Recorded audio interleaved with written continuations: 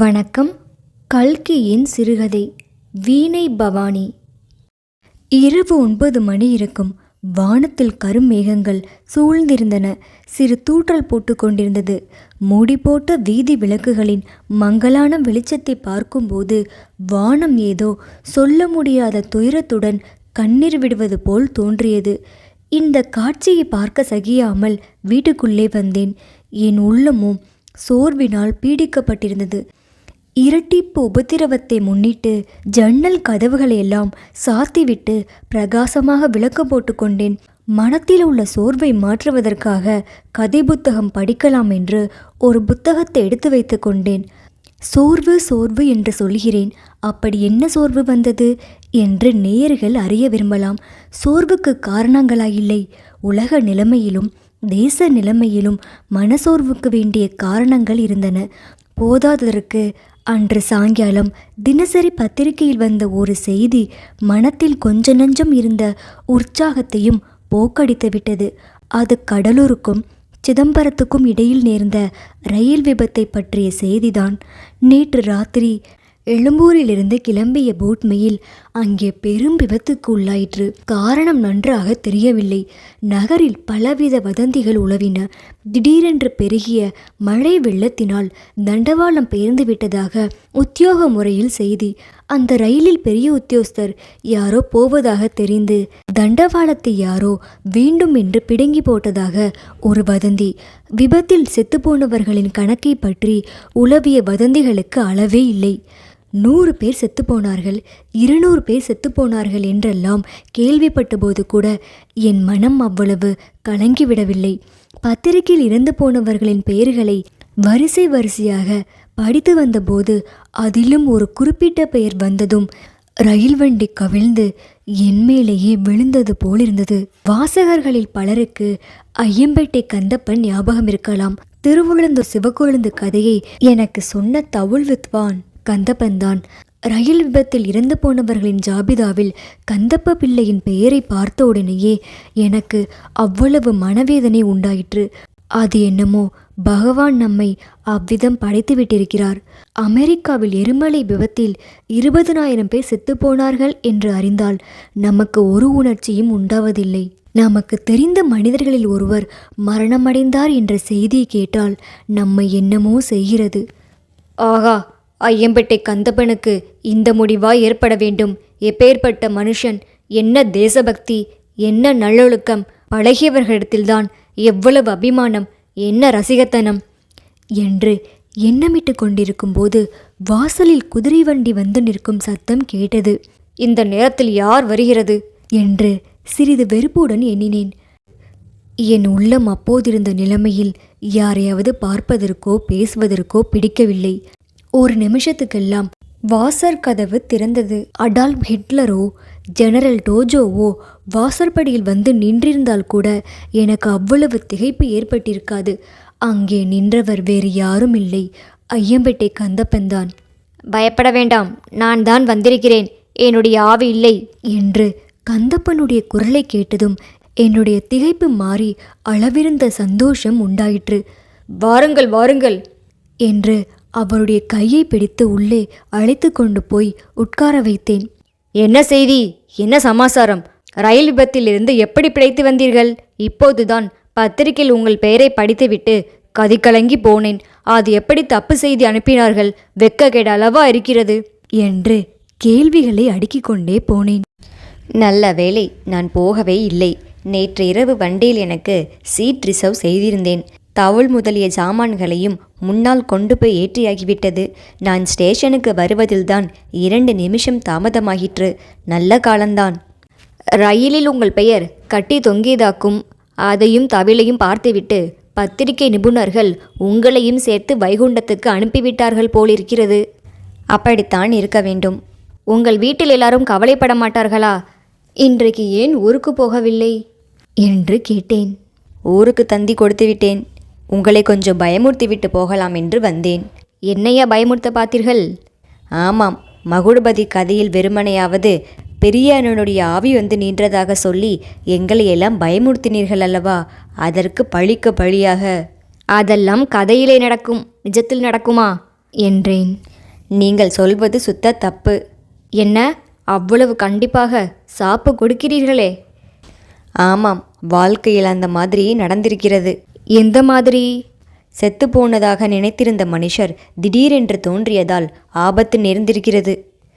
என்ன ஆபத்து? உயிருக்கே ஆபத்து. ஏதோ ஒரு ரசமான சம்பவத்தை சொல்லத்தான் ஐயம்பேட்டை கந்தப்பன் வந்திருக்கிறார் என்று அப்போது தெரிந்து கொண்டேன். சொல்லுங்கள், கேட்கிறேன். என் மனது இன்றைக்கெல்லாம் சரியாகவே இல்லை. ரொம்பவும் உற்சாக குறைவாக இருக்கிறது. உங்களுடைய கதையை கேட்டாலாவது. என்னுடைய கதை உற்சாகம் தருவதில்லை, ரொம்பவும் சோகமானது. இன்னொரு நாளைக்கு வேண்டுமானால். கூடவே கூடாது. மனத்தில் உற்சாகமில்லாத போதுதான் சோக கதையை கேட்க வேணும். சொல்லுங்கள் என்றேன். ஐயம்பேட்டை கந்தப்ப பிள்ளை எப்போதும் ஒரு கேள்வியுடனேதான் கதையை ஆரம்பிப்பது வழக்கம். அவ்விதமே இப்போதும் தொண்டையை கனைத்து சரிபடுத்தி கொண்டு, பூந்தோட்ட பவானி என்று கேள்விப்பட்டதாக ஞாபகம் இருக்கிறதா என்றார். அந்த மாதிரி ஒரு பெயர் ஏதோ பூர்வ ஜென்மத்தில் கேள்விப்பட்டது மாதிரி எனக்கு லேசாக ஞாபகம் வந்தது. கிராமபோன் பிளேட் கூட 1-2 கேட்டிருக்கும் நினைவு வந்தது. ஆனால் நான் ஞாபகப்படுத்தி கொண்டு பதில் சொல்லும் வரையில் கந்தப்ப பிள்ளை காத்திருக்கவில்லை. மேலும் சொல்லத் தொடங்கினார். 30 வருஷத்துக்கு முன்னால் பூந்தோட்டம் பவானி என்னும் பெயர் மிகவும் பிரசித்தமாயிருந்தது.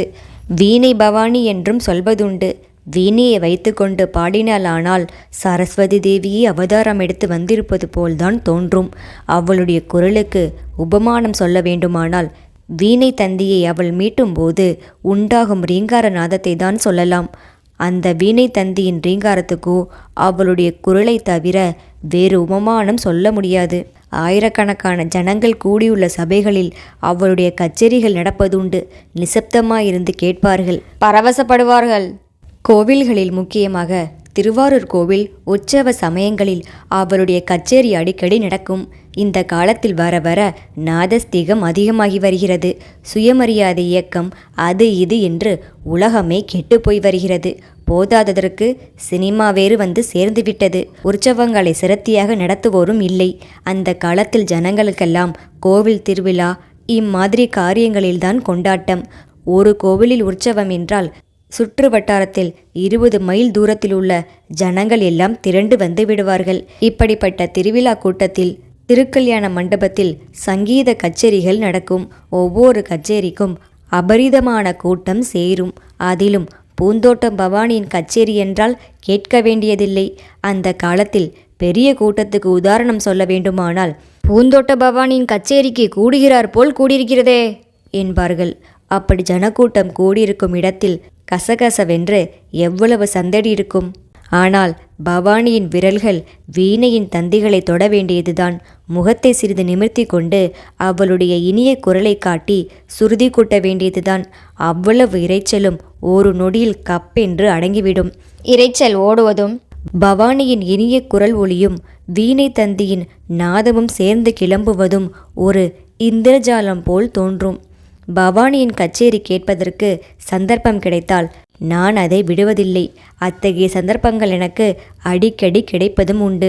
கல்யாணங்களிலோ கோவில் உற்சவங்களிலோ பவானியின் கச்சேரிகள் நடக்கும் இடங்களில் நானும் என்னுடைய தொழிலுக்காக போய் சேரும்படி அடிக்கடி நேரும். பவானியின் கச்சேரி கேட்டுக்கொண்டிருக்கும் போது எனக்கு அடிக்கடி கண்ணில் ஜலம் வந்துவிடும். பக்கத்தில் உள்ளவர்கள் பார்த்து பரிகசிக்கப் போகிறார்களே என்று ஏதோ தலைவலிக்கிற பாவனையாக தரையை நோக்கி குனிந்து கொள்வேன்.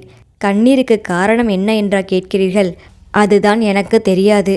ஆனந்த கண்ணீர்தானா, அல்லது எவ்வளவு அற்புதமான சங்கீதம் நீடித்து நிற்க வேண்டுமே என்ற அனுதாபத்தால் பெருகிய கண்ணீரா? ஜனங்கள் பேசிக்கொண்டு போவார்கள். இது எங்கடா நிலைத்து நிற்கப் போகிறது? இப்படி பாடினால் உலகம் தாங்குமா என்று கவலைப்படுவார்கள். கச்சேரி முடிந்த பிறகு நான் பவானியை போய் பார்ப்பேன். தங்கச்சி, அம்மாவை திருஷ்டி சுத்தி போட சொல்லு என்பேன். பவானியின் தாயாரும் பெண்ணை எத்தனையோ கண்ணும் கருத்துமாய்தான் காப்பாற்றி வந்தாள். ஆனாலும் கடைசி திருஷ்டி பட்டே விட்டது. பவானியின் தாயாருக்கு பூந்தோட்டம் பிரகதாம்பாள் என்று பெயர். அவள் பரம்பரையான பணக்காரி. அதோடு அவளுடைய குணத்திலும் பிரசித்தி பெற்றவள். ஒரு பெரிய மனிதரோடு மட்டும் சிநேகம் வைத்து கொண்டிருந்து அவருக்கு உண்மையான தர்ம பத்னியாக நடந்து கொண்டிருந்தாள். அவன் காலஞ்சென்ற பிறகு அவள் பகவானுடைய பக்தியில் சிந்தையை செலுத்தி வந்தாள். தாயாருடைய சுபாவம் பெண்ணிடமும் இருந்தது. நெற்றியில் திவ்யமாக விபூதியை பூசிக்கொண்டுதான் கச்சேரிக்கு வந்து உட்கார்வாள். பக்தி ரசமுள்ள பாட்டுகளை தான் பாடுவாள். வீட்டிலே தினம் ஸ்நானம் பூஜை எல்லாம் பிரமாதமாக நடக்கும். இதனாலெல்லாம் பவானிக்கு ஞான பைத்தியம் பிடித்திருப்பதாக பலர் பேசினார்கள். பிரகதாம்பாளுக்கு தன் பெண்ணை ஒரு யோகியமான நல்ல பிள்ளையாக பார்த்து கல்யாணம் பண்ணி கொடுக்க வேண்டும் என்று விருப்பம். ஆனால் பவானியோ தான் ஆண்டாளைப் போல் கன்னியாகவே இருந்து கடவுளின் பாதத்தை அடையப் போவதாக சொல்லி கொண்டிருந்தாள். இவர்கள் 2 பேருடைய எண்ணமும் நிறைவேறவில்லை. எல்லாம் ஒரு மனுஷன் பராபரியாய் யாரிடமோ சொல்லி கொண்டு போன ஒரு வார்த்தையில் அடிபட்டு போய்விட்டது. ஒரு தடவை திருவாரூர் கோவிலில் கச்சேரி செய்துவிட்டு பவானி வெளியே வந்து வண்டியில் ஏறிக்கொள்ளப் போகும் சமயத்தில் ஒரு மனுஷன் தன் சிநேகிதனோடு பேசிக்கொண்டு போன ஒரு வார்த்தை அவள் காதில் தற்செயலாக விழுந்தது. பாட்டு பாட்டு என்கிறாயே, பிரமாதமாய் பாட்டு இருக்கட்டும் அப்பா, அவள் முகத்திலே சொட்டுகிற கலையை சொல்லு என்றான் அந்த மனிதன். இதை கேட்டதும் பவானிக்கு சிரிப்பு வந்தது. களீரென்று சிரித்துவிட்டாள். யார் சிரிக்கிறதென்று அந்த மனுஷன் திரும்பி பார்க்கவே பக்கத்தில் பவானி நிற்பதைக் கண்டு வெட்கி போனான். பவானியும் சட்டென்று வண்டியில் ஏறிக்கொண்டாள். விதி என்று சொல்லுகிறார்களே, இதுதான் விதி. அவ்வளவு கூட்டத்திற்கு நடுவிலே இருட்டிலே அந்த மனுஷன் அந்த வார்த்தையை பவானி வண்டி ஏறுகிற இடத்தில் வந்து சொல்லுவானேன், அது இவள் காதில் விழுவானேன். பவானி வீட்டுக்கு போனதும் அவள் தாயாரிடம், அம்மா, நீ ஏன் இன்றைக்கு நான் கச்சேரிக்கு போனபோது கைக்குட்டை வைக்கவில்லை என்று கேட்டாளாம். அவள் தாயார், இதென்ன கேள்வி என்று சும்மா இருக்கவே, மண்டபத்தில் இருக்கும் அசாத்தியம் ஓயாமல் வீர்த்து கொட்டிக்கொண்டே இருந்தது என்றாளாம். அத்தோடு விடவில்லை. கேட்டுக்கோ அம்மா, என் முகத்திலே வியர்வை கொட்டிக்கொண்டே இருந்ததா, அதை பார்த்துவிட்டு ஒரு மனுஷர் களை சொட்டுகிறது என்று சொல்லி கொண்டு போனாரம்மா என்று கூறிவிட்டு இடி இடி என்று சிரித்தாளாம். இதையெல்லாம் பவானியும் அவள் தாயாரும் எனக்கு அடிக்கடி சொல்வார்கள். இப்படி வேடிக்கையும் சிரிப்புமாக ஆரம்பித்த காரியம்தான் பிற்பாடு பெரிய வினையாக முடிந்தது. அந்த மனுஷரும் எனக்கு தெரிந்தவர்தான். மன்னார்குடிக்கு பக்கத்தில் தும்பைவண்ணம் என்று ஒரு கிராமம் இருக்கிறது. அந்த ஊரில் அவர் மிராசுதார். கோபாலசாமி என்று பெயர். இளம் வயதுதான். அவருடைய கல்யாணத்துக்கு கூட நான் தவில் வாசித்திருக்கிறேன். கல்யாணம் நடந்த அப்போது 5-6 வருஷத்துக்கு மேல் இருக்கும். அவருக்கு குழந்தைகளும் உண்டு. இந்த மனுஷருக்கும் பவானிக்கும் தான் விதிவசத்தினால் தொடர்பு ஏற்பட்டது. அவர்கள் மறுபடியும் எப்படி சந்தித்தார்கள், சிநேகம் எப்படி வளர்ந்தது என்பதெல்லாம் எனக்கு தெரியாது. விதி இருக்கும்போது எப்படியாவது வழியும் ஏற்பட்டு விடுகிறது. பவானியின் ஞான பைத்தியம் நீங்கிவிட்டது என்ற பிரஸ்தாபம் மட்டும் எங்கும் பரவியிருந்தது. அதோடு தும்பைவன கோபாலசாமி முதலியாரின் பெயரும் தஞ்சாவூர் ஜில்லாவெங்கும் அடிபட்டது. இந்த செய்தியெல்லாம் எனக்கு அவ்வளவு நிம்மதியளிக்கவில்லை. என்னுடைய அபிப்பிராயம்தான் உங்களுக்கு தெரியுமே. இம்மாதிரி ஒரு சாதியும் இந்த மாதிரி ஒரு தொழிலும் கூடவே கூடாது என்பதுதான். கடைசியில் இப்படித்தானா ஆக வேண்டும்? யாரையாவது ஒழுங்காக கல்யாணம் செய்து கொண்டிருக்க கூடாதா என்று எண்ணினேன். கோபாலசாமி முதலியாரின் மனைவி மக்களை நினைத்தும் வருத்தப்பட்டேன். இதை எல்லாவற்றையும் விட இந்த சிநேகத்தினால் பவானியின் தெய்வீக சங்கீதத்துக்கு கேடு வராமல் இருக்க வேண்டுமே என்ற கவலையும் உண்டாயிற்று. நல்ல வேளையாக அப்படி ஒன்றும் நேரவில்லை. கோபாலசாமி முதலியார் நல்ல சங்கீத ரசிகர். அதோடு பவானியின் பாட்டை குறித்து அவருக்கு ரொம்ப பெருமையும் இருந்தது. என்னிடம் ஒரு சமயம் அவர் சொன்னது நன்றாய் ஞாபகம் இருக்கிறது. பவானியை மற்ற மனிதர்களை படைத்தது போல் பிரம்மா படைக்கவில்லை. கல்யாணியையும் மோகனத்தையும் செஞ்சுருட்டியையும் சேர்த்து படைத்திருக்கிறார். நீர் வேண்டுமானால் பாரும். பவானி செத்து போகும்போது அவளுடைய உடம்பு அப்படியே கரைந்து உருகி ராகங்களாக போய்விடும் என்று கோபாலசாமி முதலியார் சொன்னபோது, இருக்கலாம், ஆனால் அதை நீங்களும் நானும் பார்க்க மாட்டோம். நமக்கு பிறகு பவானி ரொம்ப காலம் பாடிக்கொண்டிருக்கும் என்றேன். ஆனால் வருங்காலத்தை அறியும் சக்தியை பகவான் நமக்கு கொடுக்கவில்லையே. கொடுத்திருந்தால் உலகத்தில் துன்பம் ஏது, இன்பந்தான் ஏது? ஆமாம், பவானியின் சங்கீதத்தை பற்றி அல்லவா சொல்லி கொண்டு வந்தேன். அவளுடைய சங்கீதம் மேலும் மேலும் பிரமாதமாகிக் கொண்டுதான் வந்தது. ஆனால் என்னுடைய பழகிய காதுக்கு அதில் என்னவெல்லாமோ அதிசயமான மாறுதல்கள் தோன்றின. ஒரு கச்சேரியைப் போல் இன்னொரு கச்சேரி இராது. ஒரு நாள் அவளுடைய பாட்டில் குதூகலம் பொங்கி ததும்பும். காலை வேளையில் உதய சூரியனை வரவேற்கும் புள்ளினங்களின் குரலில் உள்ள ஆனந்தமும், பௌர்ணமி அன்று வெண்ணிலவை கண்டு பொங்கும் கடலின் ஆரவார உற்சாகமும் தொனிக்கும். இன்னொரு நாள் கச்சேரியிலோ அவளுடைய பாட்டை கேட்கும்போது உள்ளமானது காரணந்தெரியாத சோகத்தை அடையும். தாயை பிரிந்த குழந்தையின் தீன குரலையும், பகவானை பிரிந்த பக்தனின் தாப கதறலையும் அவளுடைய பாட்டிலை கேட்பது போல் இருக்கும். அவள் வீணை வாசிக்கும்போது கையிலுள்ள வாத்தியத்தின் கம்பிகளைத்தான் மீட்டுகிறாளா, அல்லது கேட்பவர்களின் இருதய வீணையின் கம்பியைத்தான் மீட்டுகிறாளா என்ற சந்தேகம் தோன்றும். முதலில் இதெல்லாம் எனக்கு விந்தையாயிருந்தது, விளங்காத மர்மமாயிருந்தது. அப்புறம் ஒருவாறு விஷயம் புரிந்தது. அன்பு, காதல் என்று சொல்கிறார்களே சுவாமி, ரொம்ப அதிசயமான காரியம். காதலில் மனிதர்கள் அடைவது என்ன? துன்பமா, இன்பமா, சொல்ல முடியாத துயரமா, அளவிட முடியாத ஆனந்தமா?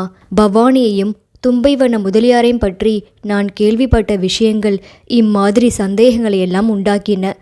அவர்கள் சந்தோஷமாயிருந்த காலம் அதிகமா, சண்டை போட்டுக்கொண்டு வேதனையில் மூழ்கியிருந்த நாட்கள் அதிகமா என்று சொல்ல முடியாமல் இருந்தது. இந்த பெண்ணுக்கு ஏதோ பிடித்திருக்கிறது தம்பி என்று அவள் தாயார் சொன்னாள். சில சமயம் பவானி எல்லார் மேலும் எரிந்து விழுவாளாம். சின்ன சின்ன காரியத்துக்கெல்லாம் ரகளை செய்வாளாம், கூச்சல் போடுவாளாம். முகத்தை கூட அலம்பிக் கொள்ளாமல் பிரம்மகத்தி பிடித்தது போல் உட்கார்ந்திருப்பாளாம். இன்னும் சில சமயம் இதற்கு நேர்மாறாக இருக்குமாம். பிரமாதமாக அலங்காரம் செய்து கொள்வாளாம். ஒரே சிரிப்பும் குதூகலமாய் இருப்பாளாம். இதையெல்லாம் அறிந்தபோது பவானியின் சங்கீதத்தில் தொனித்த மாறுதல்களின் காரணத்தை ஒருவாறு அறிந்தேன். யாரையாவது மந்திரவாதியை அழைத்து வந்து பார்க்க சொல்லலாமா என்று பவானியின் தாயார் கேட்டதற்கு, மந்திரமும் வேண்டாம், மாயமும் வேண்டாம், நாளடைவில் எல்லாம் தானாய் சரியாய் போய்விடும் என்று சொல்லிவிட்டு வந்தேன். 2-3 வருஷங்கள் சென்றன. இந்த காலத்தில் தும்பைவன முதலியாருடைய சொந்த காரியங்கள் ரொம்பவும் சீர்கெட்டு வந்தன. அவருக்கு விரோதிகள் அதிகமாகி வந்தார்கள். பவானி விஷயத்தில் எத்தனையோ பணக்கார பிரபுக்களுக்கு அபிப்பிராயம் இருந்திருக்கும் என்பது எதிர்பார்க்கக்கூடியதுதானே. அவர்களெல்லாம் கோபாலசாமி முதலியாரை தீர்த்து கட்டிவிடுவதென்று கங்கணம் கட்டி கொண்டார்கள். முதலில் ஒரு கோவில் பஞ்சாயத்து சம்பந்தமாக கேஸ் ஏற்பட்டது. அந்த கோவில் தர்மகர்த்தா 3 பேரில் கோபாலசாமி முதலியார் ஒருவர். மற்ற 2 பேரும் இவரை தள்ளிவிட்டு காரியங்களை நடத்தியதுடன் கோவில் உற்சவத்தின் போது இவரை அவமரியாதையாக நடத்திவிட்டார்கள். கோபாலசாமிக்கு கோபம் வந்து கேஸ் போட்டார். இதிலிருந்து சிவில் கேஸுகளும் கிரிமினல் கேஸுகளும் முளைத்து கொண்டே இருந்தன. அக்கம் பக்கத்து மிராசுதார்கள், பிரபுக்கள் எல்லாரும் கோபாலசாமியை துளைத்துவிட்டு மறுகாரியம் பார்ப்பதென்று கங்கணம் கட்டிக்கொண்டு பிடிவாதமாக வேலை செய்தார்கள். கோபாலசாமிக்கு நாளுக்கு நாள் கடன் முற்றி கொண்டு வந்தது. வருஷா வருஷம் நிலத்தை விற்று கொண்டு வந்தார். ஒரு தடவை தும்பைவன கோவில் உற்சவத்துக்கு நான் போயிருந்த சமயத்தில் முதலியார் வீட்டுக்கு போயிருந்தேன். அவர் சம்சாரம் ஐயம்பேட்டைக்கு பக்கத்து ஊர் பெண்தான். அந்த அம்மாளை எனக்கு நன்றாக தெரியும். பாவம், அவள் ஒரே துக்கத்தில் ஆழ்ந்திருந்தாள். கந்தப்பா, இவ்வளவும் அந்த பூந்தோட்டத்து மூதேவியால் வந்தது என்று சொல்லி அழுதாள். எனக்கு மனது ரொம்பவும் கஷ்டப்பட்டது. இந்த மாதிரி ஒரு ஜாதியை நம் தேசத்தில் எதற்காக ஏற்படுத்தினார்கள் என்று எண்ணி மனம் நொந்தேன். அடுத்த தடவை திருவாரூருக்கு போகும்போது என் கோபத்தை பவானியை மேல் காட்டிவிடுவதென்று தீர்மானித்து கொண்டேன். ஆனால் அங்கே போய் பவானியின் நிலைமையை பார்த்தபோது என் கோபமெல்லாம் பறந்து போய்விட்டது. சோகமே உருவெடுத்தவள் போலிருந்தாள். என்னால் இப்படியெல்லாம் கஷ்டம் அவருக்கு வந்து விட்டதே என்று சொல்லி சொல்லி உருகினாள். அவளுக்கு சமாதானமாக நான், நீ என்னம்மா செய்வாய், உன் பேரில் தப்பு என்ன என்று திருப்பி திருப்பி சொல்ல வேண்டியிருந்தது. அண்ணே, அவரை அவ்விடத்து நிலம், வீடு, வாசல் எல்லாவற்றிற்கும் தலைமூழ்கிவிட்டு இங்கேயே வந்துவிடும்படி சொல்லி கொண்டிருக்கிறேன். கேட்க மாட்டேன் என்கிறார். நீயாவது சொல்லேன். தினம் பொழுது விடிந்தால் கோர்ட்டுக்கு போவதே வேலையாகிவிட்டதே. என்னத்திற்காக இந்த மாதிரி வம்புக்கும் தும்புக்கும் போக வேண்டும்? 4 குடும்பத்தை காப்பாற்றுவதற்கு வேண்டிய சொத்து இங்கே இருக்கிறதே. இதையெல்லாம் யார் கட்டி கொண்டு போக போகிறார்கள் என்றாள். அது நடக்கிற காரியமா தங்கச்சி?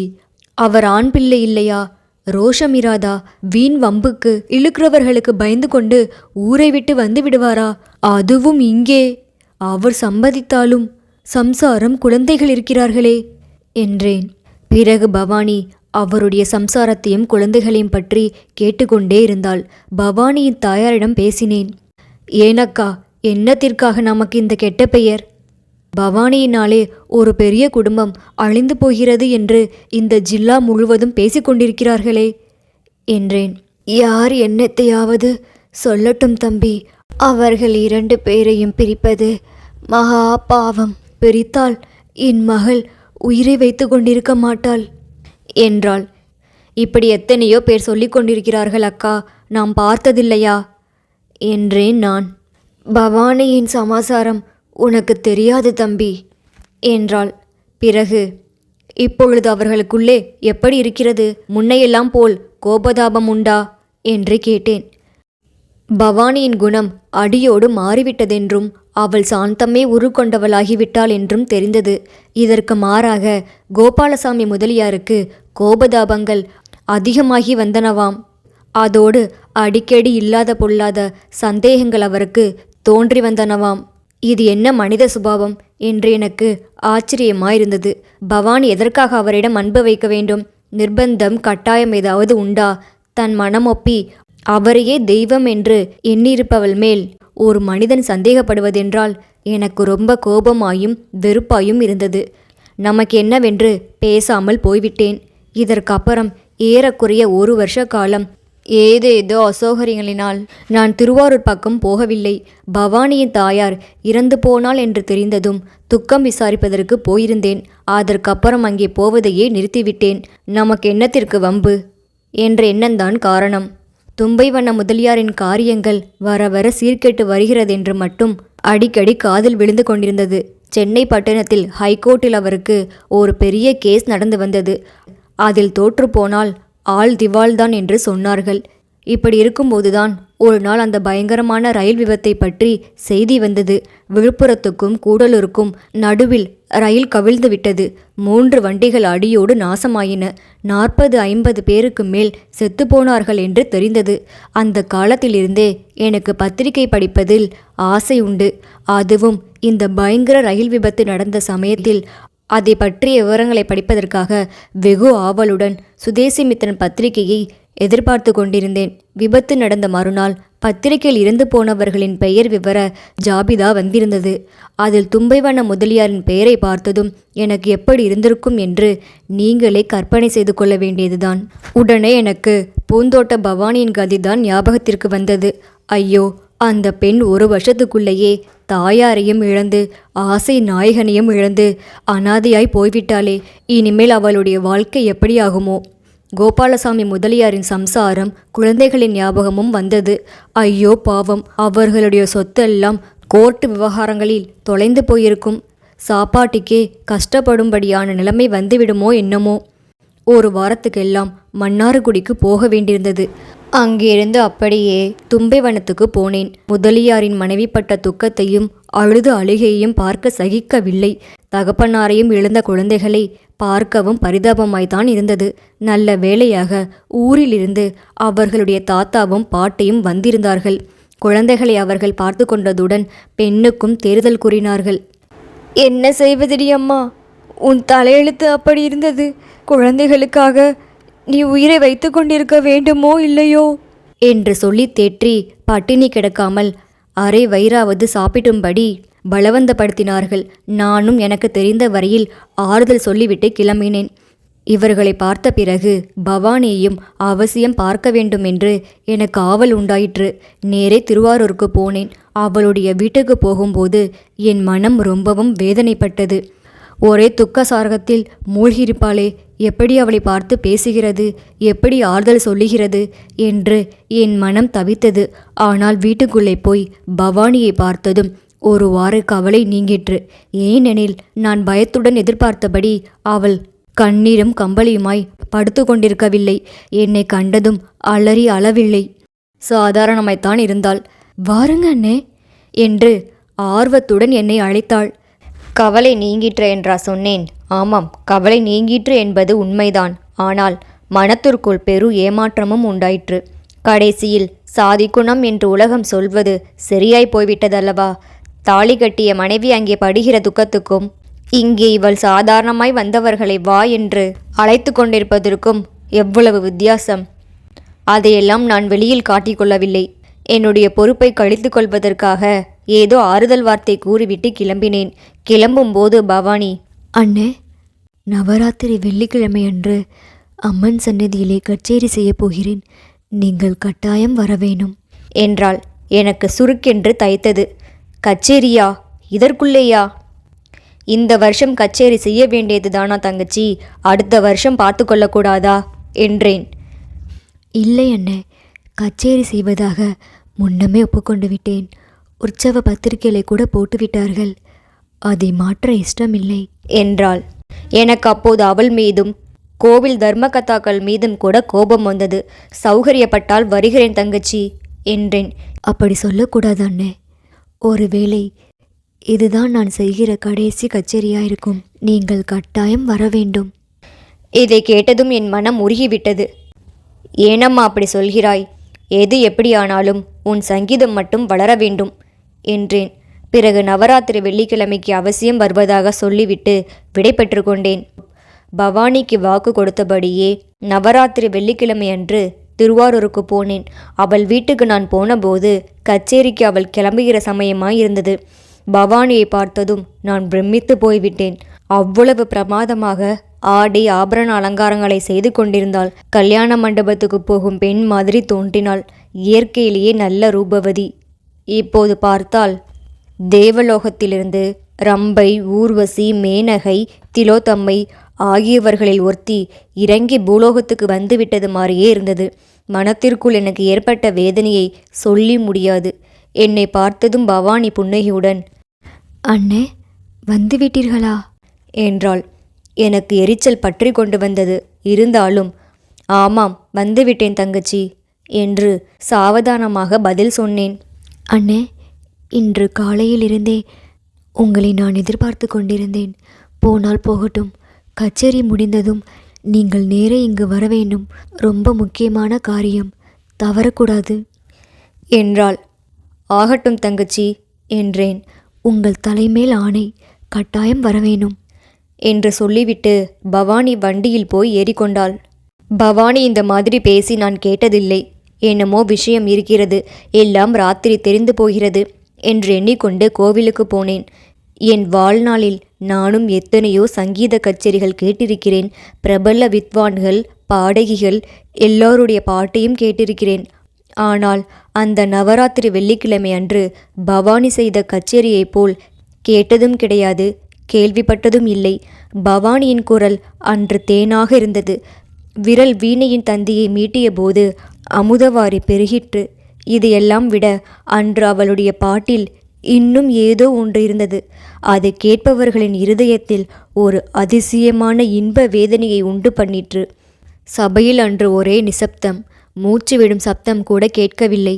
ஆஹா, பேஸ், ஷபாஸ் முதலிய குரல்களும் இல்லை. எல்லோரும் மந்திரத்தால் கட்டு உண்டது போல் அந்த தெய்வீக சங்கீதத்தை அனுபவித்து கொண்டிருந்தார்கள். கடைசியில் பவானி பால் நினைந்தோட்டும் தாயினும் சாலப்பறிந்து என்ற திருவாசகத்தை காம்போதிரி ராகத்தில் பாடியபோது நான் கர்ப்பகரத்துக்குள்ளிருந்த அம்மன் விக்கிரகத்தை நோக்கினேன். இந்த பாட்டை கேட்டுவிட்டு அந்த கல் விக்கிரகம் கரைந்து உருகி போகவில்லையே என்று எனக்கு ஆச்சரியமளித்தது. ஆனால் ஒரு தடவை விக்கிரகத்தின் கண்களில் நீர்த்துளிகள் நின்றது போல் தோன்றியது. இது என்ன பிரம்மை என்று என் கண்களை துடைத்து கொண்டு சுற்றுமுற்றும் ஜனங்களை பார்த்தேன். சபை ஓரமாக நாலாபுறத்திலும் ஜனங்கள் சுவர் வைத்தாற்போல் நின்று கொண்டிருந்தார்கள். அந்த கும்பலின் பின்வரிசையில் ஒரு மூலையில் நின்ற ஒரு முகத்தின் மேல் தற்செயலாக என் பார்வை விழுந்தது. அந்த மனுஷர் தலையில் பாதி நெற்றியை மறைத்த பெரிய முண்டாசு கட்டிக்கொண்டிருந்தார். கண்வழி வந்தவர்கள் போட்டுக்கொள்வது போன்ற பெரிய பச்சை கண்ணாடி அவர் கண்களை மறைத்தது. எதனாலேயோ திரும்ப திரும்ப அந்த முகத்தின் மீது என் பார்வையும் கவனமும் சென்றன. பாட்டில் கவனம் குன்றியது. பார்த்த முகமாயிருக்கிறதே, யாராயிருக்கும் என்று அடிக்கடி மனது யோசித்தது. சட்டென்று உண்மை தெரிந்தது. என் உடம்பெல்லாம் பதறியது. ஏதோ விபரீதம் நேரிடப் போகிறது என்று மனதிற்குள் ஏதோ சொல்லிற்று. நானும் கூட்டத்தின் ஓரத்தில்தான் இருந்தேனாதலால் மெதுவாக எழுந்திருந்து நின்று கொண்டிருந்த ஜனங்களின் பின்புறமாக சென்று அந்த பச்சை கண்ணாடிக்காரரின் சமீபத்தில் போய் நின்றேன். கச்சேரி முடிந்தது. எல்லாருக்கும் முன்னால் அந்த மனுஷர் விரைவாக அவ்விடமிருந்து கிளம்பி சென்றார். நானும் பின்னோடு போனேன். கோவிலுக்கு வெளியில் கொஞ்சம் ஒதுக்குப்புறமான இடத்துக்கு வந்ததும் நான் அவருடைய கையை பிடித்து கொண்டு, என்ன தம்பி, இது என்ன வேஷம் என்று கேட்டேன். கையை உதறிய கோபாலசாமி முதலியார் என்னை பார்த்ததும், யார், கந்தப்பனா? ஆமாம் கந்தப்பா, முன்னை போட்டது ஒரு வேஷம் என்று மனங்கசிந்து பேசிக்கொண்டே போனார். இல்லை தம்பி, நீங்கள் எல்லா விஷயமும் தெரிந்து கொள்ளவில்லை. பவானி இன்றைக்கு செய்த கச்சேரிதான் கடைசி கச்சேரி என்று சொல்லிற்று. அதனால்தான் இவ்வளவு ஆவேசமாய் பாடிற்று என்று சமாதானம் சொன்னேன். கந்தப்பா, யாரிடம் காது குத்துகிறாய்? என்னை பச்சை குழந்தை என்று நினைத்து கொண்டாயா? பாட்டாம் பாட்டு, கச்சேரியாம் கச்சேரி. மனது வந்ததே. கடவுள் என்னுடைய கண்ணை திறப்பதற்காகவே இந்த ரயில் விபத்தை உண்டு பண்ணினார். பேச்சை மாற்றுவதற்காக நான், ஆமாம் தம்பி, கடவுள்தான் உங்களை பத்திரமாக கொண்டு வந்து சேர்த்தார். அந்த அதிசயத்தை பற்றி சொல்லுங்கள். பத்திரிகையில் ஏன் அப்படி தவறாக செய்தி வந்தது? நீங்கள் எப்படி தப்பி பிழைத்தீர்கள்? இத்தனை நாள் எங்கே இருந்தீர்கள் என்று கேள்விகளை அடுக்கினேன். அதையெல்லாம் அப்புறம் விவரமாய் சொல்கிறேன் கந்தப்பா. பெரிய கதை எழுதலாம். ஏதோ செத்துப்போனவன்தான். கடவுள் அருளால் பிழைத்தேன். 10 நாள் சுயநினைவு இல்லாமல் ஆஸ்பத்திரியில் கிடந்தேனாம். அப்புறம் பழைய பத்திரிகைகளை பார்த்து செத்துப்போனவர்களின் ஜாபிதாவில் என் பெயரும் இருந்ததை தெரிந்து கொண்டேன். யாருடைய நிலைமை எப்படி என்னோடு உடன்கட்டை ஏறுவேன் என்று சொன்னவர்கள் எல்லாம் இப்போது எப்படி இருக்கிறார்கள் என்று பார்க்க வேண்டும் என்று தோன்றிற்று. அதற்காக இந்த விஷத்துடன் வந்தேன். இப்போது பார்த்தாகிவிட்டது என்று மிகவும் வெறுப்புடன் சொன்னார். பேசிக்கொண்டே நாங்கள் தெருவோடு போய்கொண்டிருந்தோம். அதெல்லாம் இருக்கட்டும் தம்பி, இப்போது எங்கே போகிற உத்தேசம் என்று கேட்டேன். அங்கேதான் போகிறேன். அவளை அடித்து விடுவேன், கொன்று விடுவேன் என்று நினைக்காதே. கச்சேரி பேஷா இருந்தது என்று ஒரு வார்த்தை சொல்லிவிட்டு போய்விடுவேன். அவ்வளவுதான். நீயும் வேணுமானால் பின்னோடு வந்து பார் என்றார் கோபாலசாமி முதலியார். 2 பேருமாகவே போய் சேர்ந்தோம். பவானி குதிரை வண்டியில் முன்னாலேயே வீட்டுக்கு வந்து விட்டாள். அவளை தனியாக முதலில் பார்த்து தயார் செய்ய வேண்டும் என்று எண்ணினேன். அதற்கு கோபாலசாமி முதலியார் இடங்கொடுக்கவில்லை. என்னை பின்னால் தள்ளிக்கொண்டு அதற்குள் அவர் முதலில் போனார். நாங்கள் போகும்போது பவானி ஜலமோ பாலோ ஒரு கிண்ணத்திலிருந்து சாப்பிட்டு கொண்டிருந்தாள். பச்சை கண்ணாடியும் பெரிய முண்டாசுமாக உள்ளே வந்தவரை பார்த்துவிட்டு பவானி ஒரு நிமிஷம் திகைத்து நின்றாள். முதலியார் கண்ணாடியையும் முண்டாசையும் எடுத்ததும் அவளுடைய முகத்தில் ஏற்பட்ட பயங்கர மாறுதலை பார்த்தேன். என் இருதயம் அப்படியே நின்றுவிட்டது. எத்தனை நேரம் இப்படி 3 பேரும் ஸ்தம்பித்து போயிருந்தோம் என்று தெரியாது. பவானி திடீரென்று சுருண்டு போய் கீழே விழுந்தபோதுதான் எனக்கு பிரக்ஞை வந்தது. எனக்கு முன்னாலேயே கோபாலசாமி ஓடி அவளை தூக்கி தனது மடியில் வைத்து கொண்டார். சற்று நேரம் நான் அங்கும் இங்கும் பார்த்து விழித்து கொண்டு நின்றேன். பிறகு டாக்டரை அழைத்து வருவதற்காக ஓடினேன். டாக்டருடன் நான் திரும்பி வந்தபோது சந்தேகத்துக்கே இடமில்லை. பவானியின் உயிர் போய் அரை மணி நேரத்துக்கு மேலாகிவிட்டது. கந்தப்ப பிள்ளை மேற்கண்ட விதம் கூறி கதையை நிறுத்தினார். அப்பொழுதுதான் ஒவ்வொரு சம்பவமும் நடந்தது போல் அவ்வளவு தெளிவாகவும் உணர்ச்சியுடனும் அவர் சொல்லிக்கொண்டு வந்தபடியால் என் உள்ளமும் முன்னே காட்டிலும் இலகி கனிந்து போயிருந்தது. சற்று நேரம் ஒன்றும் சொல்ல தோன்றாமல் மௌனமாயிருந்தேன். எங்கள் சம்பாஷணை எப்படி ஆரம்பமாயிற்று என்பது ஞாபகம் வந்தது. திடீரென்று தோன்றிய கோபாலசாமி முதலியாரை அவருடைய ஆவி என்பதாக நினைத்து பவானி பயந்து போய்விட்டாளாக்கும். அப்புறம் நீங்கள் என்ன செய்தீர்கள் என்று கேட்டேன். அப்புறம் செய்வதற்கு என்ன இருக்கிறது? டாக்டரிடம் எதிர்பாராத ஷாக்கினால் மரணம் இன்றி சர்டிஃபிகேட் எழுதி வாங்கி கொண்டேன். கோபாலசாமி முதலியாரும் நானுமாக சேர்ந்து செய்ய வேண்டிய சடங்குகளை செய்து முடித்தோம். பாவம், அந்த மனுஷர் பட்ட துக்கத்துக்கு அளவே இல்லை. பவானியின் மனம் களங்கமற்றது என்று அப்புறமாவது முதலியாருக்கு தெரிந்ததா? அவரிடம் அவள் வைத்திருந்த அன்பின் பெருமையை அறிந்து கொண்டாரா என்று கேட்டேன். அது எப்படி தெரியும்? அவருக்கு ஒரு பக்கம் வருத்தம் இருந்தாலும் இன்னொரு பக்கத்தில் பவானி தன்னுடைய துரோகம் தெரிந்து போய்விட்டதே என்ற பயங்கரத்தினால் செத்துப்போய்விட்டாள் என்று எண்ணினார். ஆனால் கொஞ்ச நாள் கழித்து வெளியான விஷயம் அவருக்கு பவானியின் மேல் இருந்த அவநம்பிக்கையை ஒருவாறு போக்கிற்று. பவானி தன்னுடைய சொத்து எல்லாம் கோபாலசாமி முதலியாரின் குழந்தைகளுக்கு எழுதி வைத்திருந்தாள். வியப்புடன் ஓஹோ அப்படியா என்றேன். இன்னமும் சொல்வதற்கு விஷயம் பாக்கியிருக்கிறது என்று கந்தப்ப பிள்ளை முக பாவனையிலிருந்து தெரிந்தது. எல்லாம் சரிதான். டாக்டரிடம் என்னத்திற்காக சர்டிஃபிகேட் எழுதி வாங்கினீர்கள் என்று கேட்டேன்.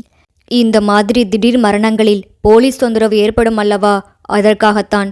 கோபாலசாமி முதலியாருக்கே நான் உண்மையை சொல்லவில்லை. டாக்டருக்கும் எனக்கும் மட்டும்தான் தெரியும் என்றார். ஏதோ விஷயம் பாக்கி இருக்கிறதென்று நினைத்தேன். உண்மை காரணம்தான் என்ன என்று கேட்டேன். 25 வருஷம் ஆகிறது. இனிமேல் சொன்னால் என்ன? பவானி மயங்கி விழுந்ததும் முதலியாருக்கு பின்னால் நானும் ஓடினேன் அல்லவா. பக்கத்தில் இருந்த சிறு முக்காலி பலகையின் மேல் பவானி பால் குடித்த கிண்ணத்துக்கு பக்கத்தில் ஒரு கடிதம் கிடந்தது. அதன் மேல் என் பெயர் எழுதியிருக்கவே சட்டென்று எடுத்து முதலியாருக்கு தெரியாமல் மடித்து வைத்து கொண்டேன். டாக்டரை கூப்பிட போனும்போது தெரு லாந்தர் வெளிச்சத்தில் படித்தேன். அந்த கடிதம் இதுதான் என்று கூறி கந்தப்ப பிள்ளை மடியிலிருந்து ஒரு கடிதத்தை எடுத்து கொடுத்தார். அது வெகுநாள் பட்ட பழுதடைந்த காகிதம். அதில் மங்கி போன முத்தான எழுத்தில் பின்வருமாறு எழுதியிருந்தது. அன்புள்ள கந்தப்பண்ணனுக்கு தங்கச்சி பவானி எழுதி கொண்டது. என் பிராண நாயகரை பிரிந்து நான் உயிர் வாழ விரும்பவில்லை. இன்றைக்கு நான் செய்யும் கச்சேரிதான் கடைசி கச்சேரி. அவர் எனக்கு அன்புடன் வாங்கி கொடுத்த வைர மோதிரத்திலிருந்து வைரங்களை எடுத்து பொடி பண்ணி வைத்திருக்கிறேன். கச்சேரியிலிருந்து வந்ததும் சாப்பிட்டு விடுவேன். என் சொத்தில் பாதியை கோவிலுக்கும் பாதியை அவருடைய குழந்தைகளுக்கும் எழுதி வைத்திருக்கிறேன். உயில் வக்கீல் ஐயரிடம் இருக்கிறது. நான் செய்வது பெசகாயிருந்தால் என்னை மன்னிக்கவும். அவரை பிரிந்து என்னால் உயிர் வாழ முடியாது. இப்படிக்கு பவானி. இந்த கடிதத்தை 2-3 தடவை படித்துவிட்டு, இதை ஏன் கோபாலசாமி முதலியாரிடம் நீர் சொல்லவில்லை என்று கேட்டேன். சொன்னால் என்ன லாபம்? ஏற்கனவே ரொம்ப கஷ்டப்பட்டார். இது தெரிந்தால் அவரும் உயிரை விட்டாலும் விட்டிருப்பார். அல்லது அவருடைய மனைவி மக்கள் மேல் பாசமில்லாமல் போயிருக்கலாம். ஒரு குடும்பத்தை அநியாயமாக கெடுப்பானேன் என்றுதான் சொல்லவில்லை.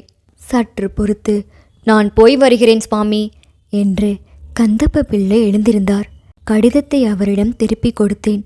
வாசற்கதவை திறந்து கொண்டு அவர் வெளியே சென்றார். ஜில்லென்று காற்று அடித்தது. இருண்ட வானத்திலிருந்து சிறு தூற்றல் போட்டு கொண்டிருந்தது. நன்றி. இணைந்திருங்கள் இப்படிக்கு எம்மொழியுடன். இப்படிக்கு செல்லம்மா பிரியதர்ஷினி.